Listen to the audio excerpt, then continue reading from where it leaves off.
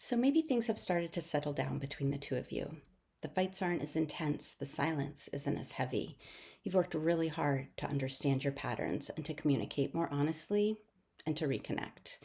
But here you are, and the question that keeps coming up is now what? You're no longer in crisis, but you're not really sure what comes next. And the truth is, you've never really talked about it. I'm not talking about logistics or retirement plans, but what you really want your relationship to feel like. What do you want it to stand for? Let's talk about how to move from survival into something fully alive. I'm Beth Pierce. I'm a licensed marriage and family therapist, and I help couples not just heal from disconnection, but grow into a relationship that feels emotionally rich, deeply chosen, and aligned with the life that they actually want to live. And this is where things can get surprisingly tender. A lot of couples stop here. The tension has eased, the fires are out, but that's not a relationship, that's a ceasefire. And staying in that, we're fine place comes with a cost.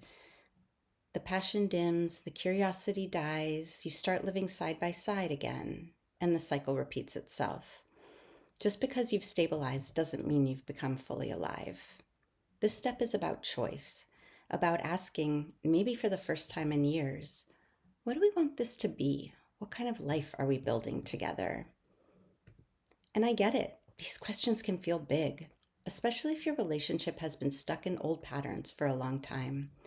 Sometimes it's just safer not to dream at all than to risk wanting something more.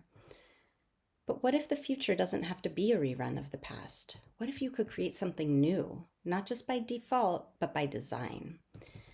The Gottmans talk about this as building a relationship with shared meaning, something deeper than daily tasks or staying together out of habit. It's about shared rituals, shared values, shared dreams, even small ones.